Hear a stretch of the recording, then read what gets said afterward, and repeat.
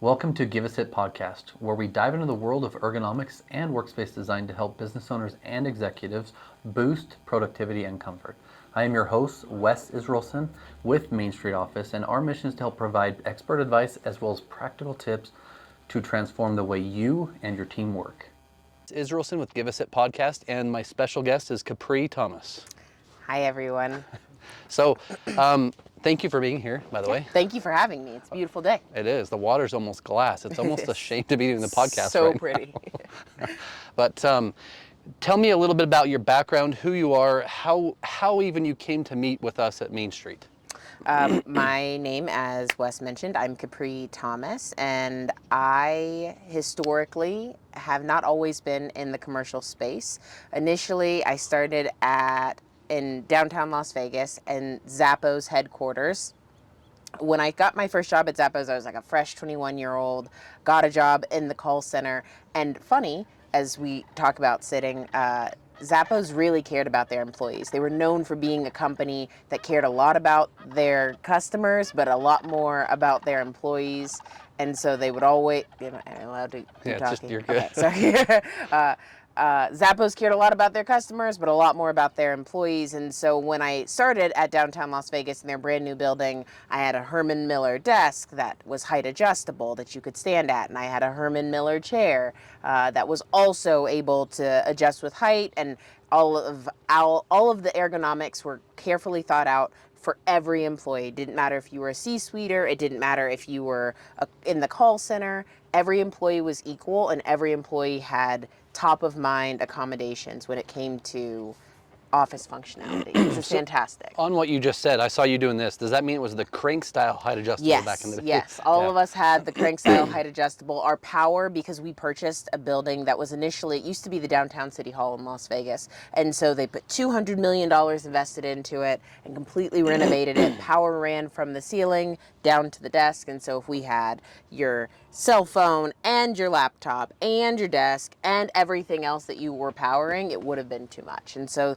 it also allowed us to build our floor plan however we wanted to, whereas the desks that always had to be plugged in weren't an option. But then again, this was in 2013. It's a lot more common for now to have desks that just, you hit the button and it goes up. Yeah, that's crazy. Yes. So I started in the call center. I eventually moved to the concierge team at Zappos. And then one day I was offered, I had a boss who was the director of the campus. She was over all property management. Her name was Courtney Holcomb, and she had been in property management for over 20 years.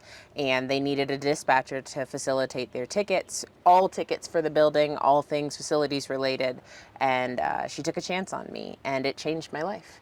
I started working for her for I think I worked under her for about 4 years, and then I heard of an opportunity available in South Jordan, Utah.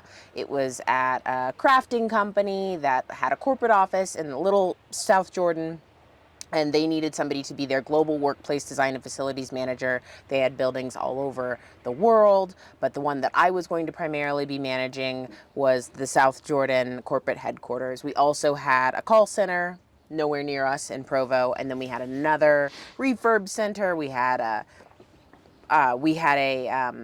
place that we could take pictures and worry about how to style our crafted projects. And when I first got hired, they had told me, our office needs have fluctuated, our floor needs have fluctuated, we need new furniture at a great cost. And so I had called a few different vendors, and none of them really felt like home. A lot of it felt really cold.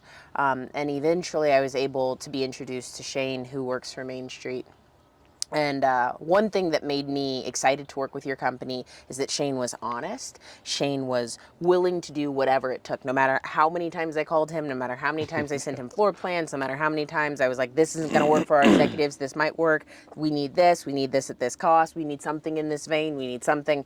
And Shane would give us the highs and lows. Like, I can give you this option, but I think that this is a better option as far as ergonomics are concerned. I can give you this option if you're looking for this price, and I can get it for you at the best price in the colors that you're interested in. And so I really enjoyed being able to have a partnership with somebody who cared as much about their customer, similar to my experience at Zappos, as they did about the product that they were being able to provide us. So I worked with Shane for a few years, the 3 years that I was over at the crafting company, doing tons of things, decommissioning buildings, adding new furniture, moving cubicles, getting new chairs for the entire building, staffing them for board meetings, setting up new offices. And then I switched most recently this spring over to Powder Mountain, which is actually right behind us. It's a mountain that, as of recently, has been purchased by the former co-founder and CEO Reed Hastings of Netflix, and he has a vision that, similar to his dream of working at Netflix, he said, you know, it doesn't make sense that the current business model for Blockbuster or other movie companies, or if you don't return your movie within a certain amount of time, this is what it's going to do. It's going to charge you all of these fees. What if you hold on to it? So then he created the Netflix DVD system, which grew into the company that so many of us already have subscriptions to all over the world. So similar situation. He saw a problem. He loved going to Park City. He loved skiing. His family grew up on this mountain, or not this one, but Park City. But then he realized it was getting overcrowded. And he realized that a lot of his friends who made a lot of money and wanted to enjoy their leisure time in an uncrowded space didn't exist in Park City anymore. And at that point in time, he realized that Powder Mountain existed and that Powder Mountain was going to exist regardless, because it was uncrowded by design, but it didn't have the funding to look anything like Park City. So he said, what if I take that mountain and I create a private business model? So those guests that come pay a premium to go, but they have an uncrowded experience. Even like looking at this lake, there's no one behind us, there's no one around us. And this is exactly what Reed wants to do on the mountain. So I was contacted by a recruiter who said, look, as much as we're doing to pour into this private business model, and we're going to have a private side of the mountain, and we're going to have a private housing gap, and we're going to have a private luxurious places for them to ski, we've never done this before in this vein, created houses on this mountain specifically for this reason. And so now all of these employees that we are hiring to make this happen have to work in a way that they've never had to do it before. And so whatever they've ever done at Powder, some of them will still have very valuable jobs and very valuable input that they'll put into, that they've put into Powder for years, but we're also hiring employees that have never worked in Utah. They've never worked at a ski resort. They've never done any of these things, but they have expertise. They almost assembled the Avengers, is the best way I'd describe the staff that I work with right now. They found people from all over in order to make this dream come true. And my favorite quote from the New York Times article when they announced that Reed was buying the mountain was, I wouldn't bet against the guy who founded Netflix, because he took something that nobody thought would happen, and it's something that's in every household name, every kid's name, on every kid's iPad. And so similar situation. And so when they hired me, they said, what we're going to do is we need you to help design our employee workspaces. You're going to manage our workplaces. You're going to find ways to make our employees feel valued behind the scenes. And that starts at, let's name a seat. Let's give you something that you can call your own. And as beautiful as it is, let's find a way so that those same employees can have a space that they can call their own, that feels good, that looks good, that makes them want to come to the office. The head of HR jokes, with all of the implementation that you're putting into this office and working with Shane and Katie to design this space, you guys are actually creating demand. There isn't a demand to come into the office. You guys are going to create it. And if you do it well, people will want to come to the office. So that's what we're doing. That's, I mean, it's for me, it's got to be great for all the listeners and people watching, because to me, I mean, pioneering is hard, right? Yep. A boat podcast was never an idea, and why not just do it? I still feel weird sometimes, right? But I mean, the idea of this mountain being a private resort is amazing. The development side, the management side. If we talk about company culture and leadership, like when you guys are hiring all these new people, how do you go about hiring? What's the right process? What have you learned in your expertise of the last let's say, I don't know how many years you've been in the leadership role at Zappos, Cricut, and now at Powder. So What I've learned, Zappos being a company known for culture, people used to spend thousands of dollars to come to something called Culture Camp to learn how we created the secret sauce that made customers stay and return and made employees come and stay for years. Your culture is your brand. If you can't define who your culture is based off of who those employees are, you hired incorrectly. And if I was going to say the best way to define what a culture fit is, I would say a culture fit is a person who is hired and goes out of their way to ensure that other people know that as a team, because a lot of teams and companies say that we're families, which families don't commonly get accolades for cutting people off. Eventually, sometimes with teams, you have growth, right? You've seen LeBron James go from the Cavaliers to the Lakers, and some people see that as an up, and some people see that as a down, but it was a team. He wasn't part of a family. He might have considered himself part of the Cavaliers family, but it's different. And so similar, I think the best thing that people can do is ensure that whoever you work with builds a positive team and family spirit. That's something that Zappos used to always say.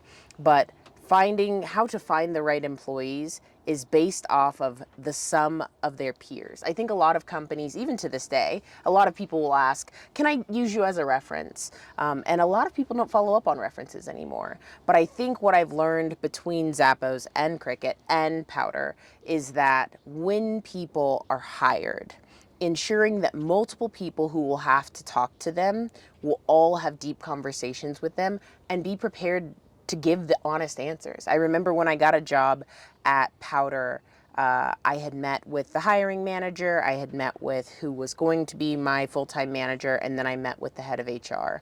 And he asked me if I had any questions for him, and I said, I'd like to know the last piece of advice that was given to you by an employee and what steps you did to implement it. Because I wanted to know, as an employee, what do you do when your employees have feedback? And do you care enough? And I would have known that immediately by his answer.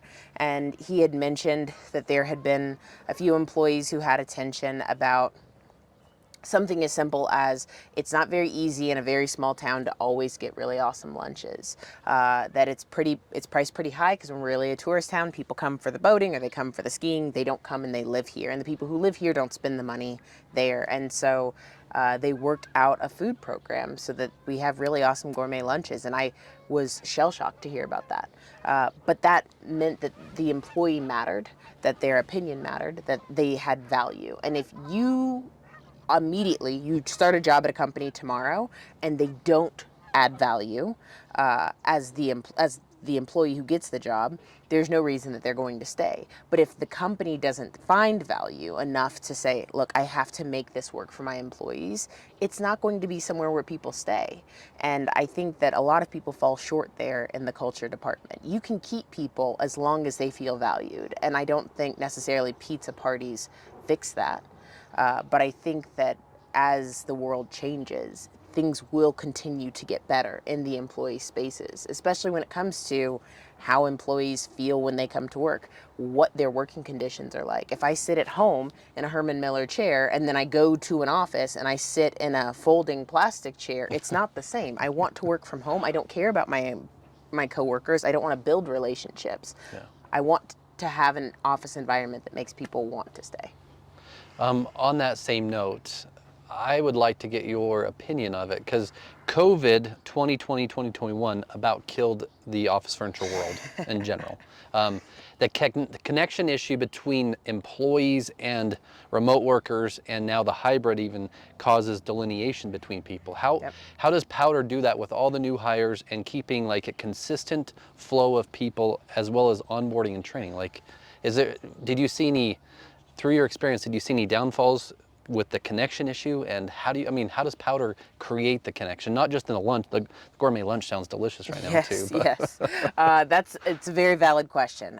When I was at Zappos when COVID hit, and I remember the graveyard of chairs that I had my team decommission, spread all of the desks 6 feet apart, and then as new information would come, we'd push them 3 feet closer. We would allow the desk chairs we would then assign every other desk to different employees, make sure that you were at least 6 feet away from somebody else. Then we did it as a trial basis.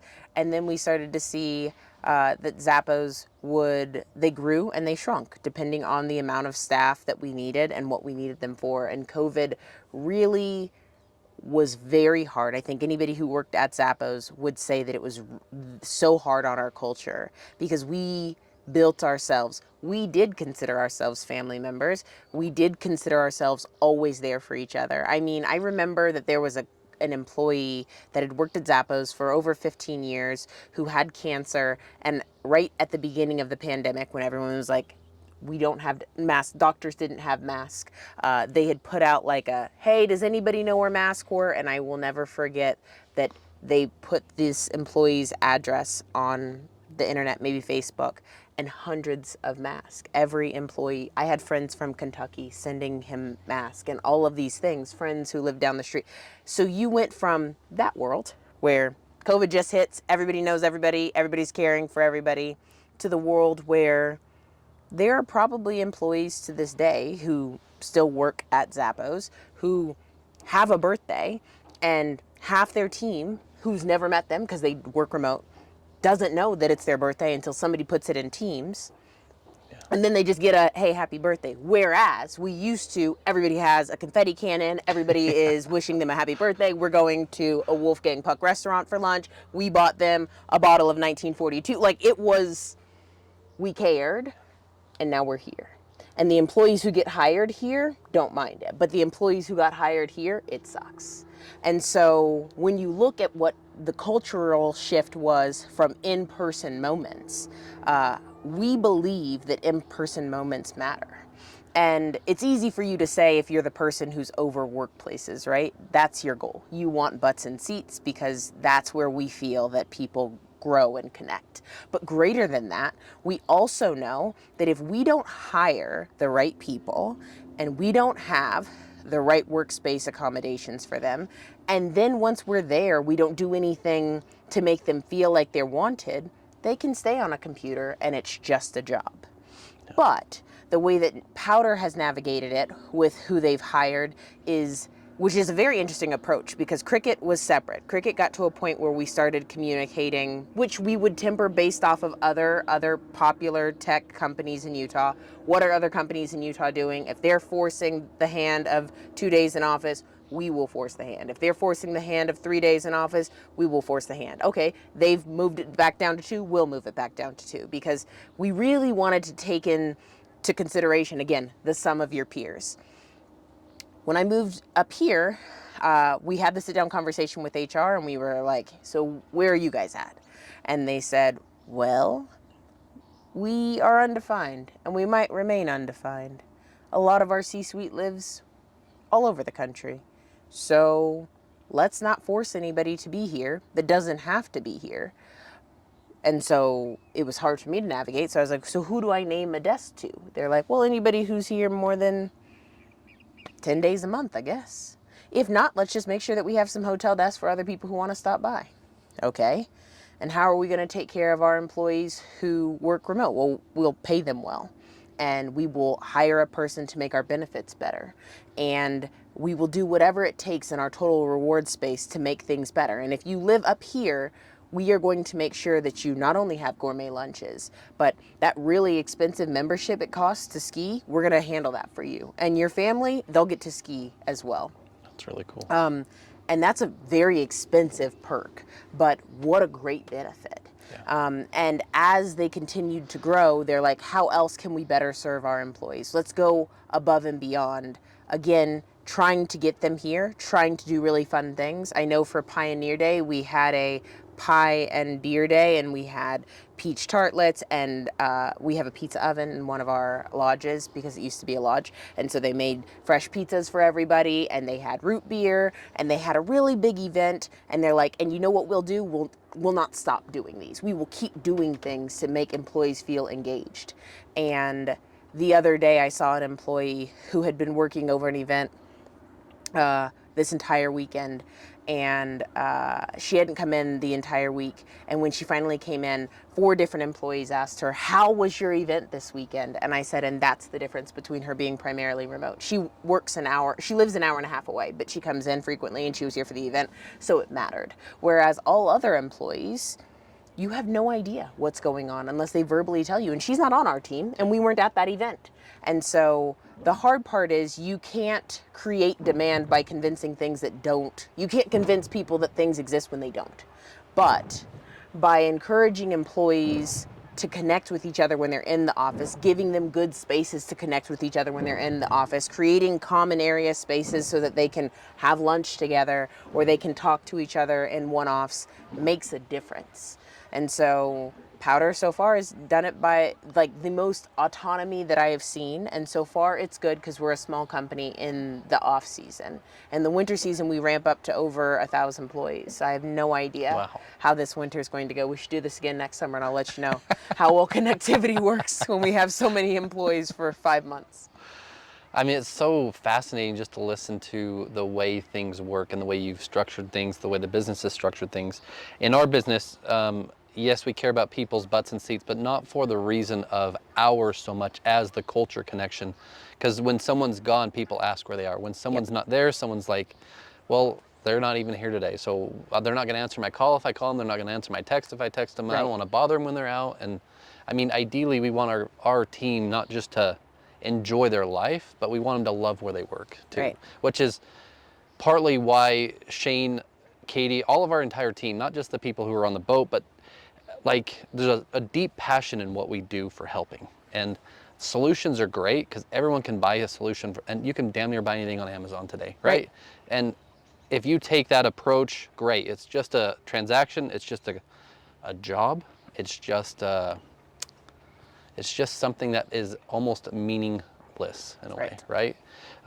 Something you said that I wanted to ask you a question, prompted me to think about it, is if there's a listener listening today and they are, well, let's just back up. So 54% of all of the world's business, let's say even the country, is small business, meaning 1 to 500 employees, and that's the range, right?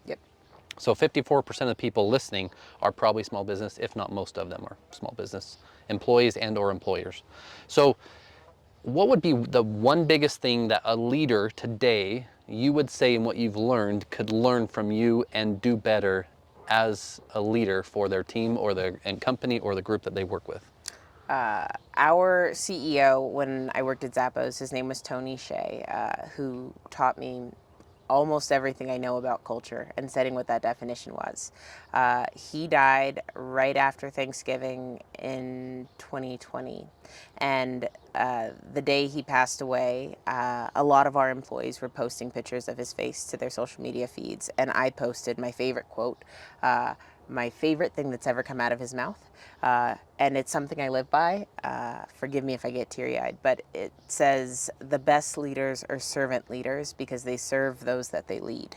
So to me, the definition of how I lead my teams is I don't just say, go do this or go fix this. I'll walk alongside you and I'll do it with you and I'll show you what I want you to do. And when you are out in the trenches, perfect example, just this weekend, at that big event that I was talking to you about, around 10 o'clock, I got a call and they were like, hey guys, there was a big lightning storm that came through. We had to send everyone inside. The entire house is a mess.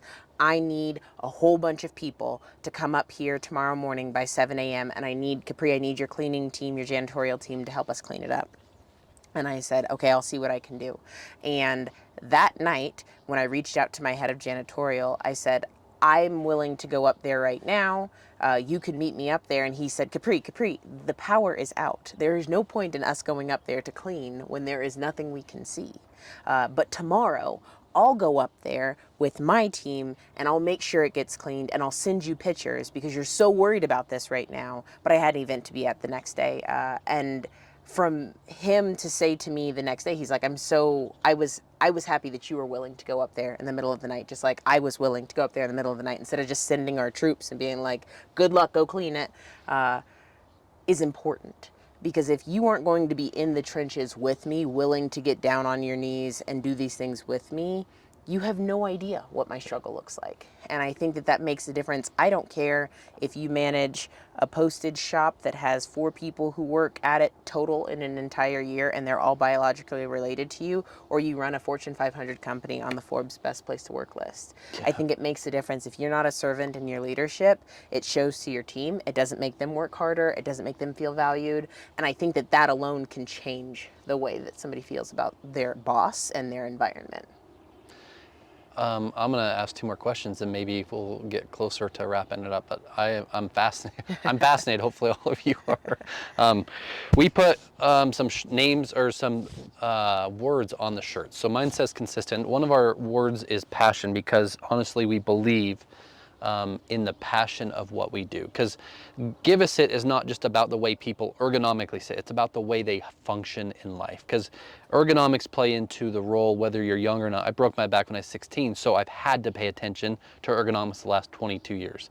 I've also worked through the industry, 22 years of every aspect of our job now as an owner.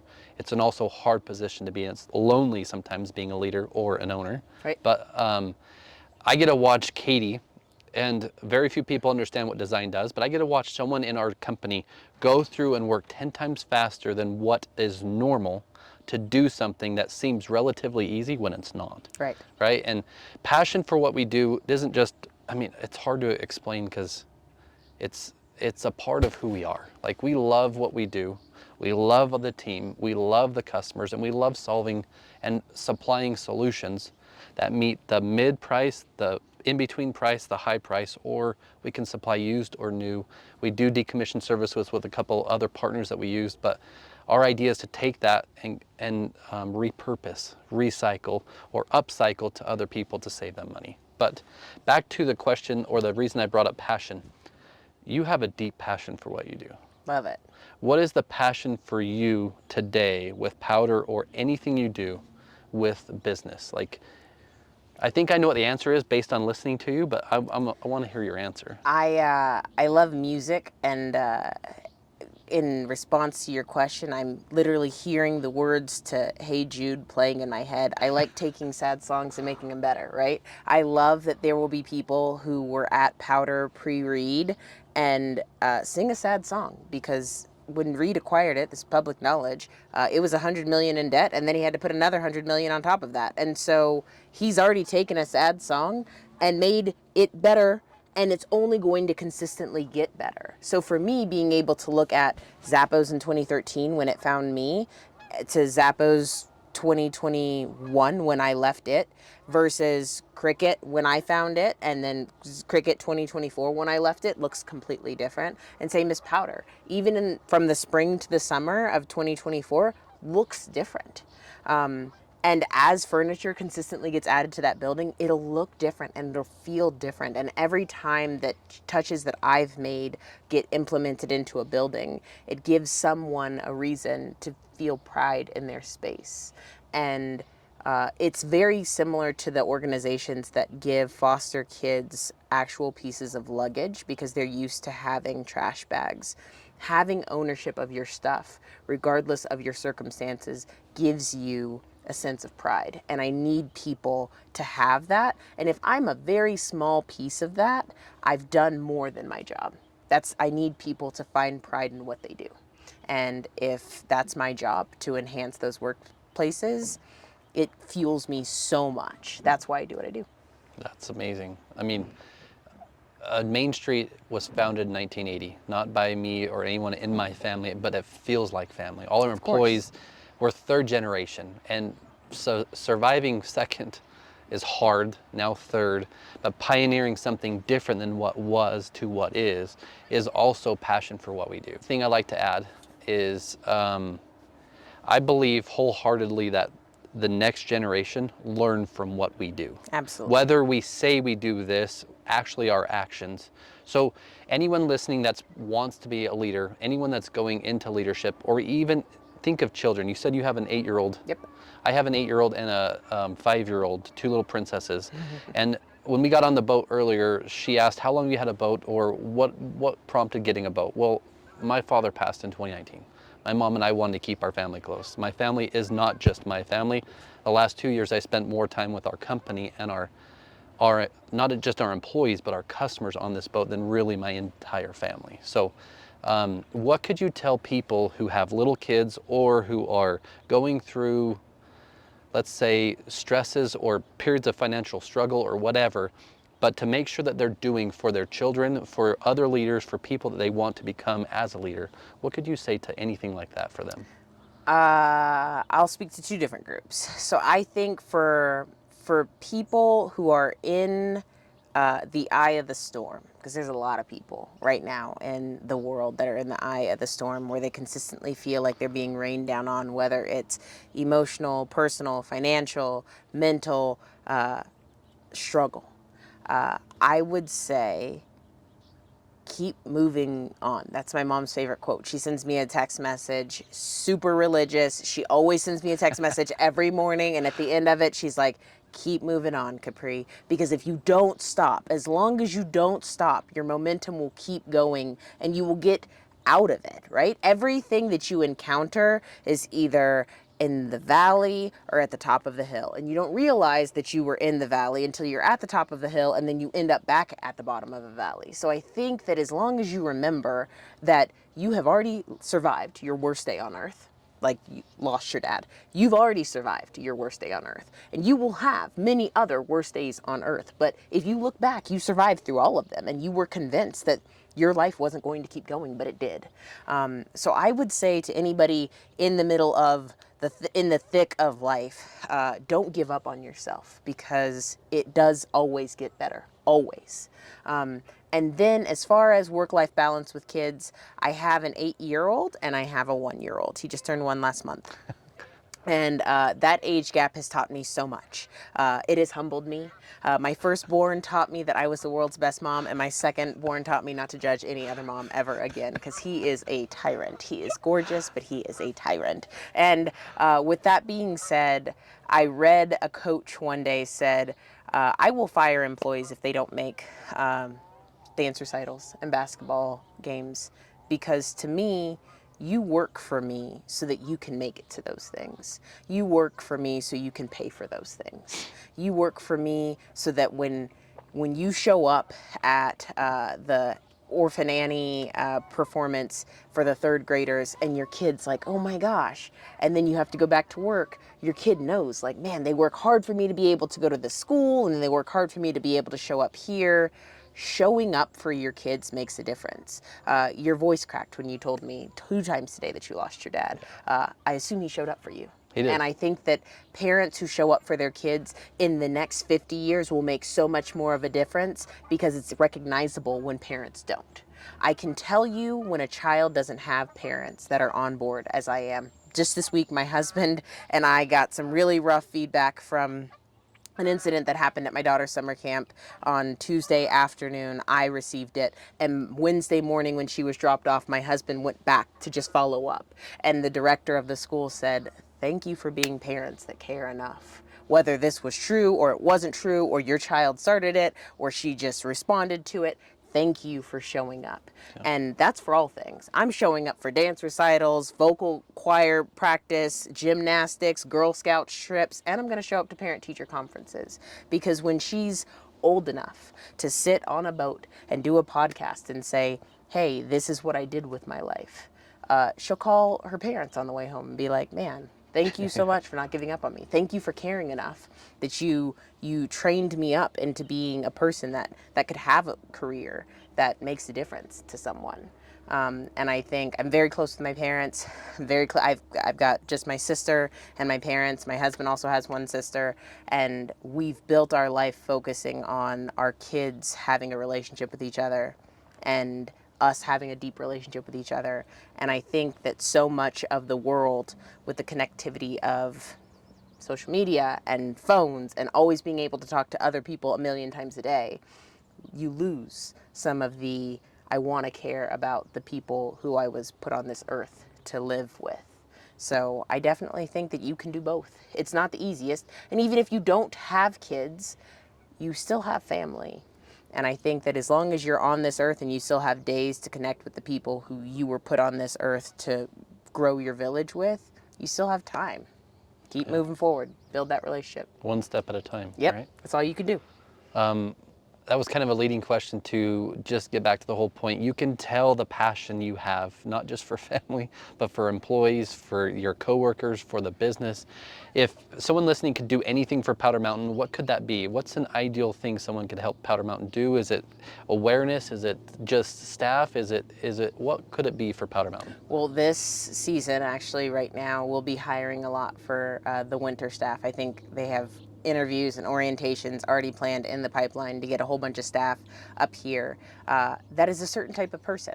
Historically, ski resorts haven't always had, or at least Powder hasn't always had, a branded employee, but these employees have to be big-hearted champions that take out the trash. They've got to be people who look at what their job is as more than just a title. I show up willing to serve my guest. I show up willing to care for my employees. I show up and it's more than just being a lifty.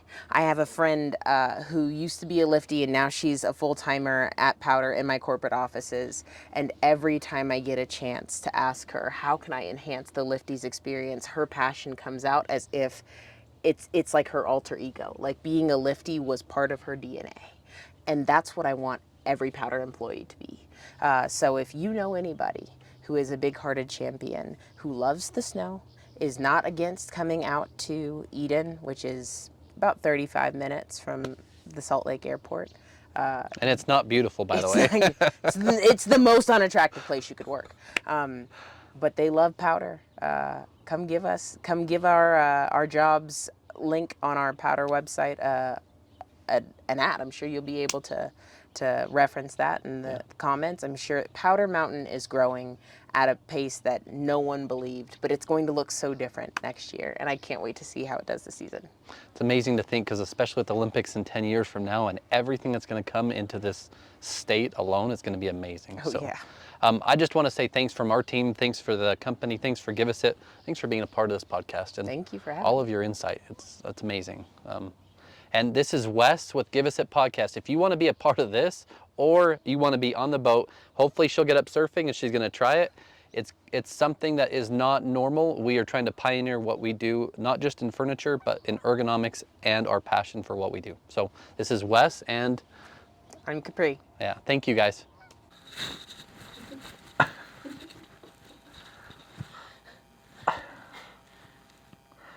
Until next time, sit right, feel great, and achieve more. This is Wes Israelson with Give Us It Podcast.